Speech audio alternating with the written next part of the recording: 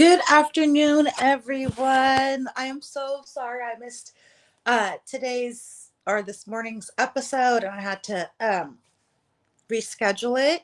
So I'm a little bit better right now. So I think I'll take the opportunity because I know that tomorrow there's probably going to be more bombshells. So there's been a couple of filings on the docket, and we'll take a look at those.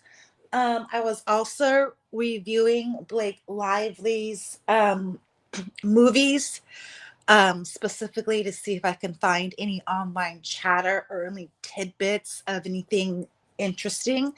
And it looks like every single one of her movies, there was a small issue, if not a big issue.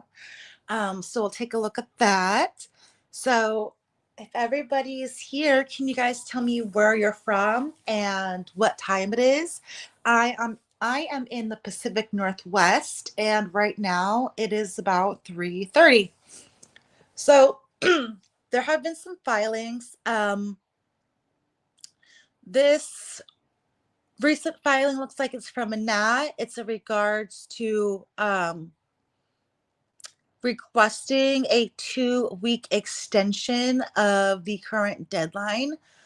Um, and this is for the sealing of documents. So we can read this. Basically, she's having a fit because there's just so much stuff. And well, that's my opinion only. But now I think they're just getting into law warfare, in my opinion. Dear Judge Lyman, in accordance with Rules 1C and 1D of Your Honor's individual practices in civil cases and Rule 4B of Attachment A thereto, Plaintiff Blake Lively writes to respectfully request a 2.5-week extension of the current deadline for all parties and third parties to move for the continued sealing of documents filed under seal in connection with the Guader defendant's November 12th motion for summary judgment against Miss Lively, docket 952, extending the current November 20 deadline through December 8. Miss Lively makes this motion only after extensive efforts to meet and confer with the Wayfair defendants to develop a workable and fair plan for handling sealing motions in connection with summary judgment without success. Oh, Blakey, you didn't get what you wanted. I'm sorry, guys. I'm a little bit cranky still. Um, I just think this is ridiculous personally. As part of their motion, the Wayfair defendants filed more than 275 exhibits. Yay! I'm happy about that. Of those, 183 exhibits were filed under seal, but were not served upon Miss Lively until after the November 12th summary judgment filing deadline. In addition to the more than 100 sealed exhibits that are documents produced by or otherwise involving Miss Lively, the Wayfair defendants filed under seal confidential documents and deposition testimony involving 15 third parties. Despite implicating the rights of those 15 third parties, wait a minute, we're talking about the rights of the third parties. What about the rights of the third party that you're just dragging through the mud right now with that birth video? Sorry, still cranky.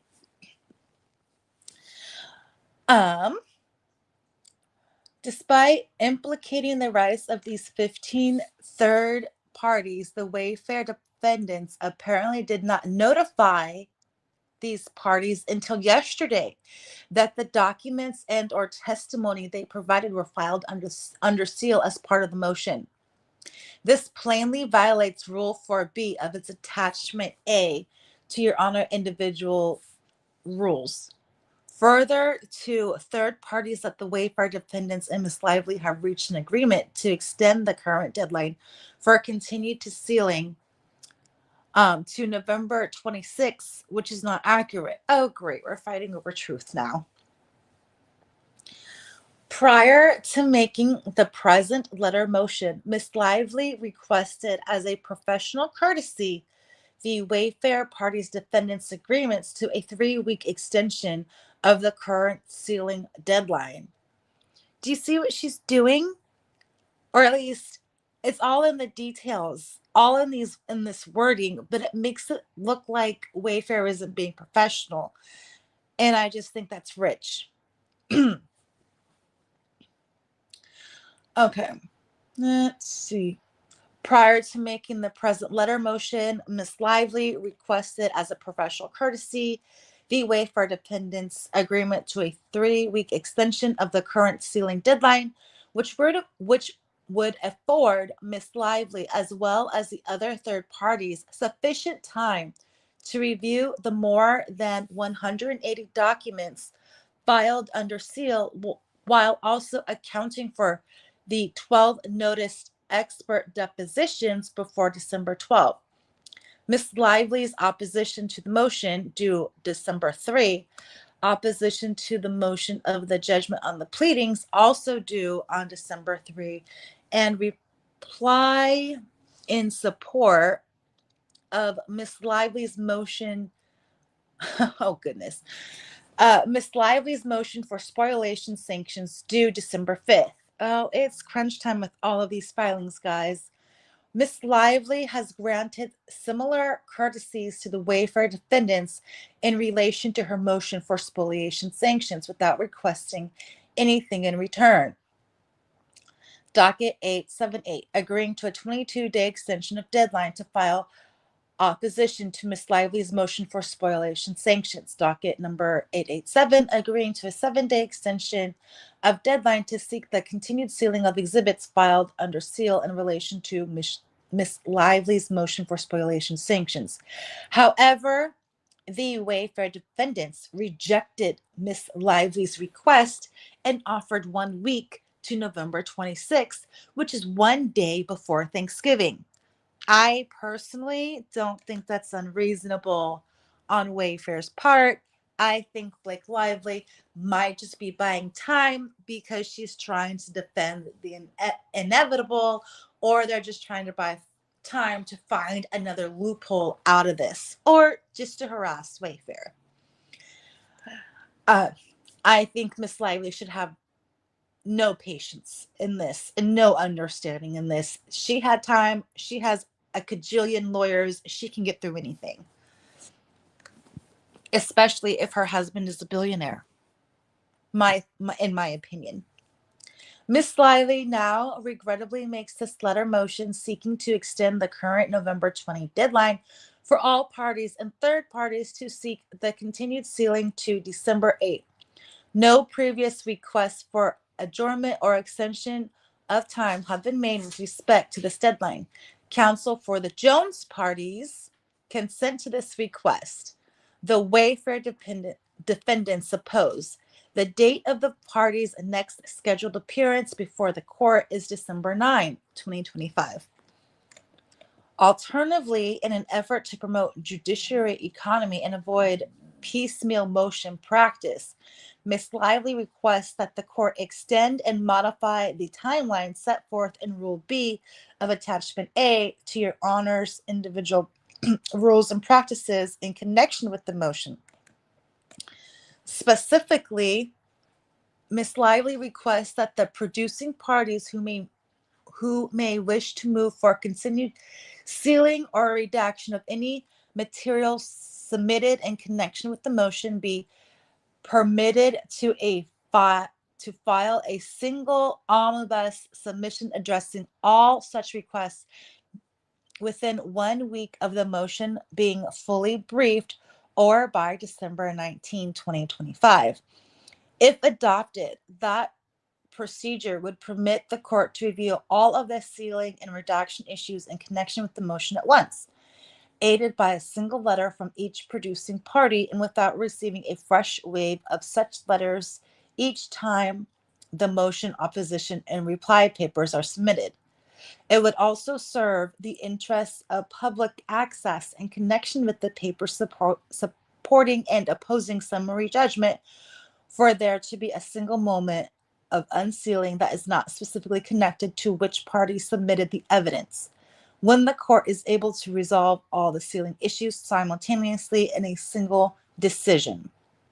See docket 736. And there's case law, it looks like. Miss Lively suggests this alternate proposal to the Wayfair defendants who did not agree and opposed to this request. Counsel for the Jones parties consent to this alternative request. It is respectfully submitted that the proposed will aid judicial and party efficiency in confronting the volume of proposed redacted material that will be submitted in support of and opposition to this motion. Let's see. And that's it from Annette. Thank you, Blake Lively. There is also another letter. This is from Wayfair in opposition to the extension of time. They basically bring up that she had all of this time and blah, blah, blah, blah. I'll read this probably tomorrow morning, because now it looks like everything is in the judge's hands. So we'll see what happens. The deadline for all that is for tomorrow, as stated in the letter. I think that they're rushing the gun on this.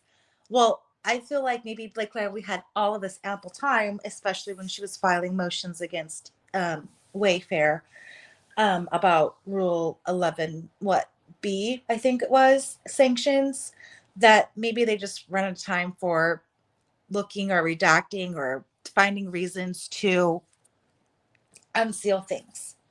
But I did take a look at Blake Lively's history of movies and some of the drama or rumors that are surrounding some of her movies. It's quite interesting. She did have a burst of movies that looks like it came out after Gossip Girl, and then she had a sprinkle of a few throughout the years. But all of these movies, basically, they weren't good. They bombed. One even went to, like, from a movie theater, like, straight to DVD, like, in a couple of weeks. So Blake Lively hasn't been that fortunate to have successful movies, in my opinion, which, if she's ever successful at her damage claim as far as her reputation, her movie history is going to hurt her. But that is a long shot. I don't think that she's going to be successful as far as the damages part and as far as the reputation and getting job opportunities taken away from her. I think she did that all by herself with her onset behavior, with the onset behavior of Ryan. Because now it's a twofer. You don't just get Blake, you get all of Ryan Reynolds' jealousy, anger, showing up on set, rewriting scenes, using the same themes in other movies, as far as actor lines. So, for example, in, what was it? A Simple Favor. Was it A Simple Favor or something like that? It talked about please with the cherry on top. In the movie It Ends With Us, at the rooftop scene, it says, with the cherry on top. So maybe Ryan Reynolds has been taking over every single movie that Blake Lively has been in or had an influence in, or just maybe their toxic coupling just spreads all over. But I mistakenly started with The Great Gatsby, and I tried to capture the movies that Blake Lively has been in while she has been married to Ryan Reynolds. The Great Gatsby, I thought she was in, but she wasn't. My mistake. But Leonardo DiCaprio was in it.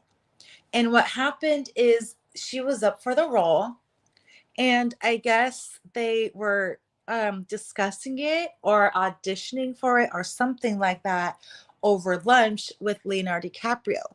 Now, Leonardo was doing a movie um, in Australia, and Blake went down there to spend some more time with him. This might be the era where Blake Lively also met Taylor Swift, because they both met in Australia. If you want me to research that little thread, I can. But it's interesting that the meeting with Leonardo DiCaprio happened over that movie, and they just happened to be a star couple or get together shortly at that time, which raised Blake's profile, right? So now we get to um, some movies where she is in a relationship with Ryan Reynolds. Um, and I can understand that Blake Lively wants to be independent and a stunt woman. I also understand that according to the paparazzi, that Blake and Ryan's relationship and their troubles are very well hidden and controlled and not talked about a lot by the press. But um, what was it Paul Friedrich said in his interview with Christy Flaw, that we might be able to find some photographers who have the tea on all that. I've reached out to Getty Images specifically for contact or information with photographers who might have witnessed Ryan and Blake's behavior on set. Um, it's all crickets. I'm not fancy enough, and of course, I don't know what I'm doing. So I'm just asking questions and sending emails like a crazy person. But no word yet. But I do think that maybe their relationship is toxic, and maybe Blake Lively without her husband is just toxic in general. And now everybody's involved in this toxic relationship that has some DV characteristics, such as jealousy and control and hypersensitivity and these stages of honeymoon period, tension, and then explosion. Because we can see that in the court filings, we can see that in a lot of her allegations. And I made a video on the cycle of violence that mirrors that. When it came to the not the Great Gatsby, but the Cafe Society, that was the start of the cringiest of the cringe interviews, because that is the one where Blake Lively is, I guess, just announced that she was pregnant, and then Kirsty said, "Congratulations on your little bump," and she said, "Congratulations on your little bump," and then they go back and forth. That's the only onset controversy or drama that I found. But also, now that we're bringing up controversial figures and deep dark Hollywood, this movie was attached to Woody Allen. And to note, Blake Lively has never spoken out against Woody Allen, but other celebrities have, and some have boycotted or chose not to work with him. Now, I don't know if birds of a feather flock together. I don't know if they are making a very conscious decision on who they publicly support and who they don't. Um, just what are your thoughts on that? Do you think that you're a reflection of the company that you keep? And do you think that they even knew the controversy behind Woody Allen?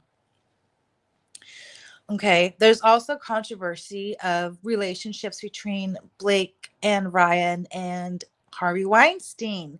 And now that we're seeing in the news that Blake Lively's name is attached to Epstein files, which again, did she really know, or is this deep dark Hollywood?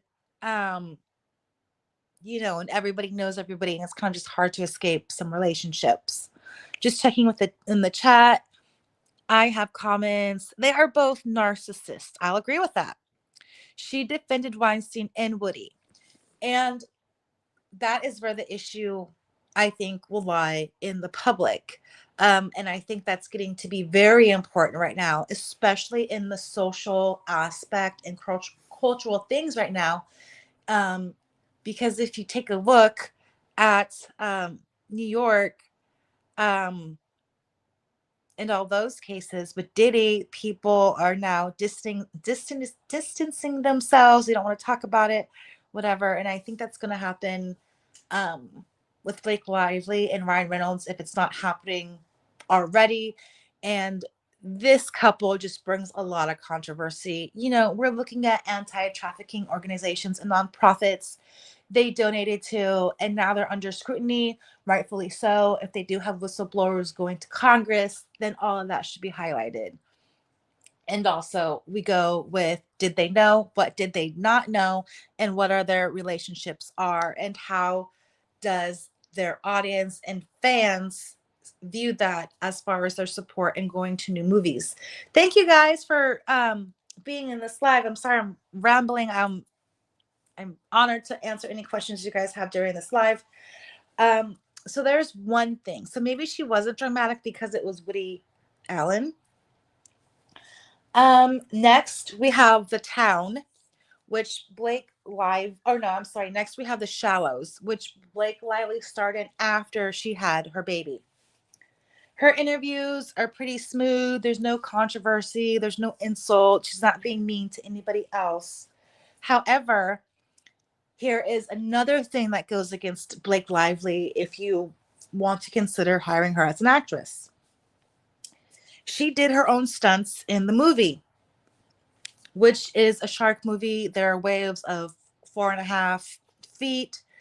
Um, she did have a professional surfer on set, but basically Blake Lively did all of her stunts on the buoy where the shark is going to attack her.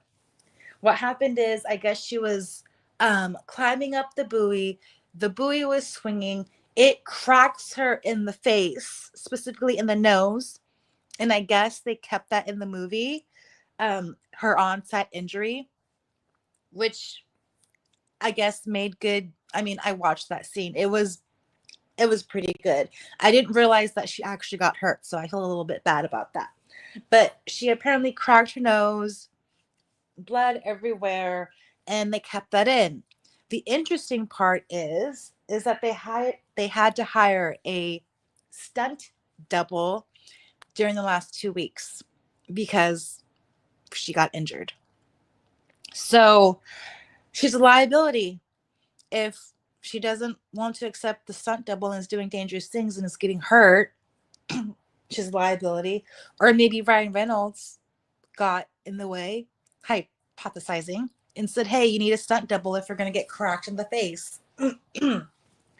So she doesn't do things safely. I'll put it as that. Um, let's see. We have The Shallows. Oh, and then we get to The Town. This movie she made with Ben Affleck. And there was some drama between Ben Affleck after this movie and his wife. There have been some videos that were going around depicting, um, in my opinion, allegedly, Jennifer Garner making some comments about a very unattractive, I think it was a doll or a head or something. And they made a dig apparently at Miss Blake Lively. Now, why would the kindest person in Hollywood do that? In my opinion, I think Jen is just kind as ever. Um, Also, wasn't it Reese Witherspoon who, at an awards show, publicly said, if you're going to send naked pictures to someone, don't show your face, right? Um, and that all has to do around The Town. And it was rumored that Blake Lively sent some questionable photos to Ben Affleck while Ben Affleck was still married. I heard those rumors. I don't know if they are true. Does it go in line with Taylor Swift's um, song of "Or Take Somebody Else's Man"? I don't know, but if you heard those rumors as a husband, would you be able to trust your wife on set? Because again, they're still married. I I don't know if my husband sent a questionable pic to a female, I would be livid. I would be absolutely livid. Um, when I was married to my late husband, there was another person involved in that crazy, psychotic, and I will say crazy, psychotic, toxic relationship. And I was mad. I mean, this person was making my husband cupcakes with hearts and frosting and, hemming his pants. And I'm like, what the fluff? It's my job to muck up all of your freaking muffins. It's my job to, sew up your pants. What in the heck are you encroaching on? You know? And those were just cupcakes and pants. This is naked photos to someone. So whose fault is it on that side now? Is it real? Can we really blame Ryan Reynolds for being jealous and mad? You know? Or is it all Blake's fault? Because I'm sure she didn't take the photo by herself. And I'm sure someone else was there to take the photo if she didn't take it by herself. And then she shot it off to someone in Hollywood for the world to see. I think maybe that was the start of toxic behavior. So after the town, we have the age of Adeline. And in the age of Adeline, she has a love interest, and I will point this out because this has been said online in chatter already. She had a love interest that looks similarly to Justin Baldoni. There's a rumor out there that Blake Lively has a thing for maybe Italians or people with, dark hair, dark eyes. Certainly her co-star was very dreamy if you look at the photos. But there was controversy. There was controversy, I believe, over the producer. But there was also controversy that with Blake and her co-star, and there's reports that Ryan Reynolds would show up on her set in Vancouver, like surprise or unannounced. And you can see photos together, and the way that is framed in the tabloids is that Ryan is so supportive of his wife. Now, is he supportive or is he paranoid that she's going to do what she did in the town and send off an naked photo? You know what I mean? Like, is she going to do that? Um, so there was that. And it looks like the producer was fired for no reason and they settled out of court. No one ever spoke about it again. And then we have another movie, and this is where Gigi Hadid had shown up at a premiere. And this is the movie All I See Is You. Blake Lively plays a blind person. She gets treatment, she gets cured, and her relationship with her husband changes. That movie bombed greatly, but she makes an interesting comment where she's talking about her preparation for playing a blind person. And this is what she said, and I'm not sure why she said this. I think maybe she needs to talk to Leslie Sloan more about her statements of what she's going to say. But she said that in her preparation, she wore glasses and things that shut out her vision. She would get headaches, she would get noise sensitivities. We're all, this is all normal. But she was saying that you have to rely on your partner for things, right? And she said even if you had a fight, you still have to hold their arm. So it sounds like even when they were fighting, Blake Lively or maybe Ryan Reynolds was forced to hold and rely on his help. I know that's not much and that's a stretch and that's a tinfoil hat theory, but um, again, just what I see. And then, interestingly enough, we get to A Simple Favor. A Simple Favor, Ryan Reynolds and Blake Lively are pretty close to that director. There wasn't on set drama that I found, but there is the infamous scene where Blake Lively is apparently grabbing at her male co star's sensitive spot. And it is talked about repeatedly in interviews and things like that, where she says there wasn't an intimacy coordinator, and Blake Lively did not tell her co star that she was going to actually touch him or touch him in such a sensitive area. And so she did it, and she really didn't have permission. It wasn't discussed, and there's no intimacy coordinator. And apparently, the director of the film loved that. And there were so many takes where she's or there's interviews where she's saying, yeah, I did so many takes that I squeezed harder and harder and harder each time. What is that? Do you think that's sexual assault without being sexual assault, or at the very minimum, sexual harassment? She admits that she touched somebody without an intimacy coordinator, without their knowledge. The director was okay with it. Does that feel like male pressure? Does that feel like peer pressure? Oh my God, I can't say anything. The director loves it. This actress is doing it. And what am I supposed to do? So there's interviews of her just like that. On the flip side, there's also interviews of Ryan Reynolds saying that he might have actually accidentally assaulted Olivia Wilde when she was wearing pasties because he put his hands up, right?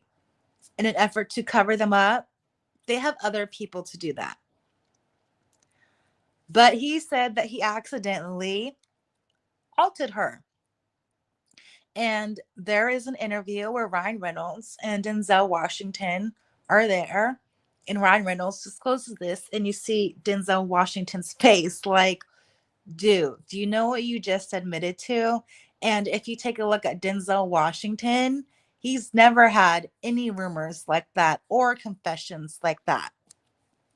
So now we're getting into two jealous people, because if I was Blake Lively, what the fluff are you touching, dude? You know what I mean? Yes, Anna Kendrick hates Blake, and that was another rumor of why Another Simple Favor took so long. It was because they couldn't get on the same page with the actresses because they hated each other. So then we have Another Simple Favor, which happens after It Ends With Us. Now, not a lot of controversy. I will say during that 17-point agreement, I think that was the time when she was going over to film Another Simple Favor. And that's why, they had to wait or whatever. But I haven't heard any other controversy. Again, that is a director that they both like. Another Simple Favor, apparently she took over the wardrobe, but it was okay because the director okayed it. There was lines that she added, like, I will sue you into oblivion, that she took maybe from Justin Baldoni's team or whatever, and she put it into the movie. But basically, there was no controversy there. The only controversy that there was Blake Lively's push on the aviation gin part. They didn't use aviation gin in Another Simple Favor, but they did use it in A Simple Favor. So, I think maybe because they weren't able to do the product placement, they had to advertise their gin, after or in the interviews of Another Simple Favor, including, what is it, making somebody drink at like 9 a.m. and they're not even drinkers.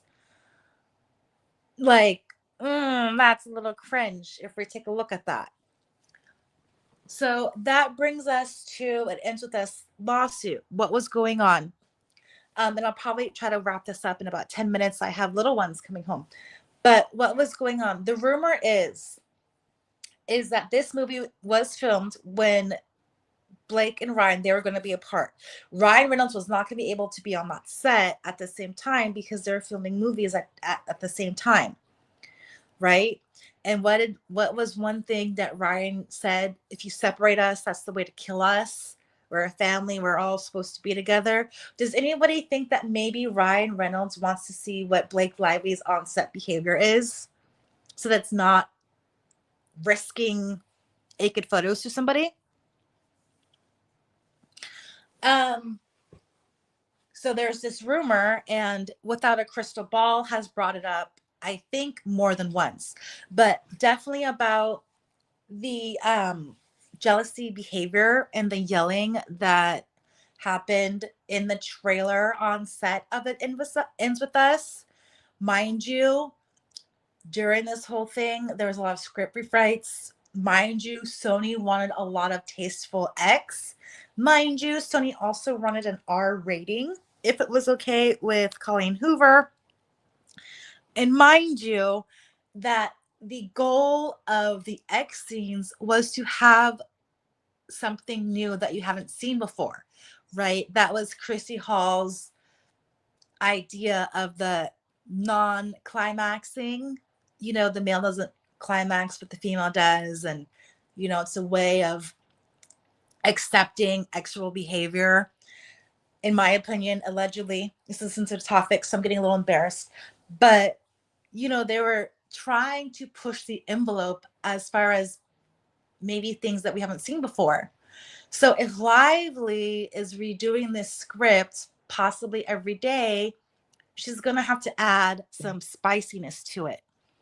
And that spiciness is going to involve actual content, graphic language in the scenes, right? Not necessarily I'm a ball buster, not necessarily saying I don't have teeth, which is cringe, you know, but she's redoing the script. So what happens, and I'm just carrying on the theory of Without a Crystal Ball, if Ryan Reynolds knows that Blake Lively has sent actual photos, if Ryan Reynolds felt that maybe she was just too friendly with her co-stars, and not respecting boundaries and just touching people's privates without permission, knowledge, or talking about with an intimacy coordinator, wouldn't he also have concerns that his wife is in an actually charged movie where she is so worried about showing off her body and being naked, right?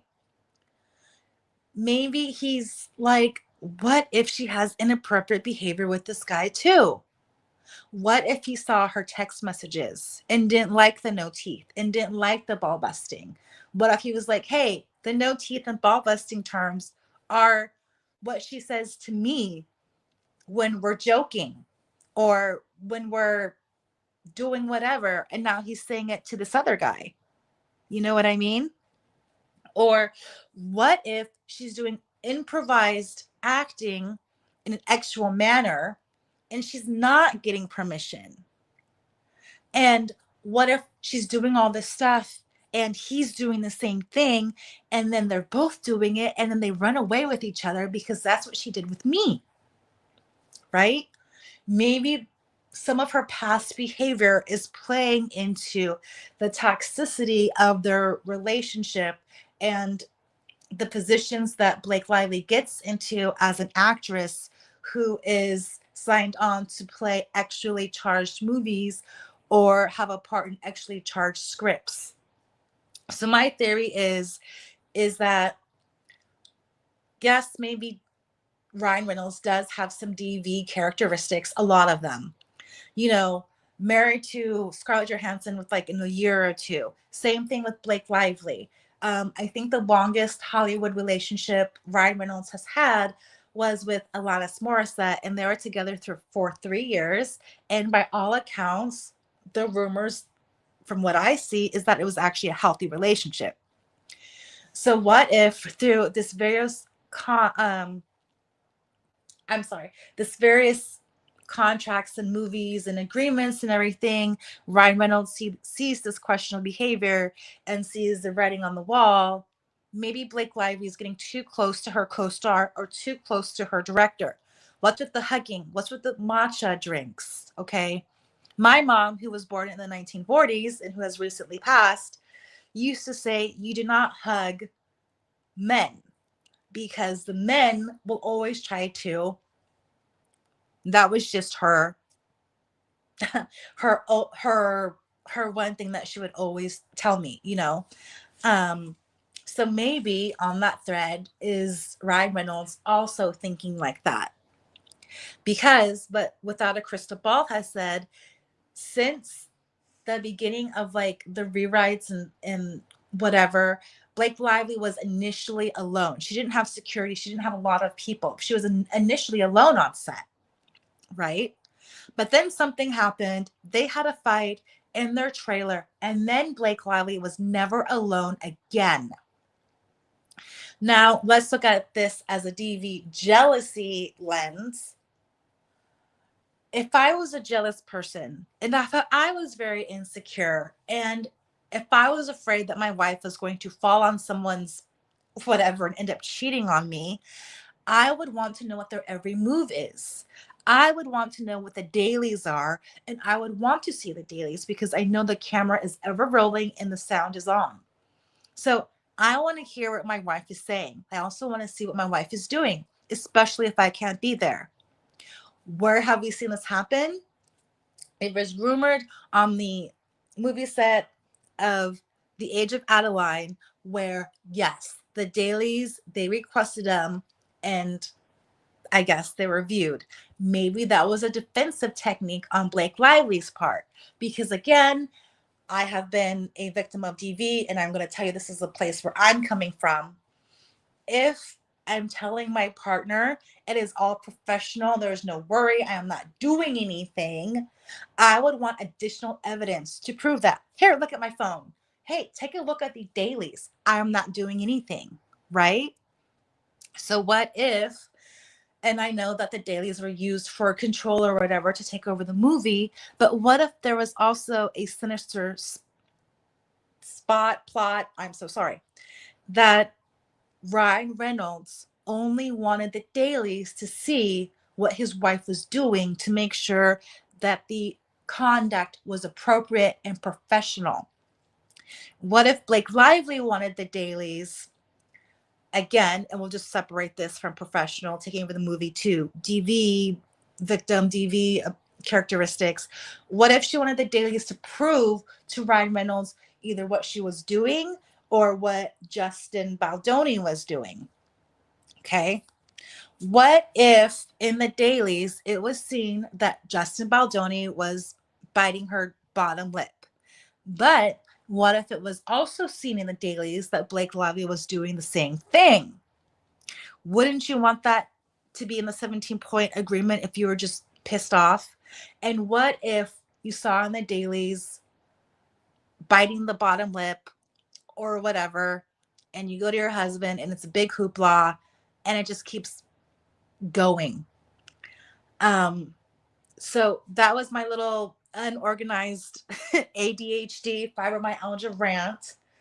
Um, Without a crystal ball, did say that there was a lot of people that felt bad for Blake because they said that there was a set, a concept of basically two different behaviors. One behavior where Blake Lively is meek, and she is meek and doesn't say a lot, and her behavior changes when she's around Ryan Reynolds. But when she's not around Ryan Reynolds, she's like what she is in text messages. She's flirty. She's using some language that might be questionable. Um, so oh, the little ones are home. So yeah, what do you guys think? Did she want the dailies because of DV and toxic behavior, or did she want the dailies because she was trying to take over the movie? Let me know what you guys think. Thank you for joining me so late. Thank you for my for listening to my ramble. Please like, subscribe, and comment. And I will try to be on tomorrow morning, our original time, maybe 7:30 on the East Coast time. But let me know what you guys think in the comments. And thank you for having me. Thanks, house guests. We'll see you next time.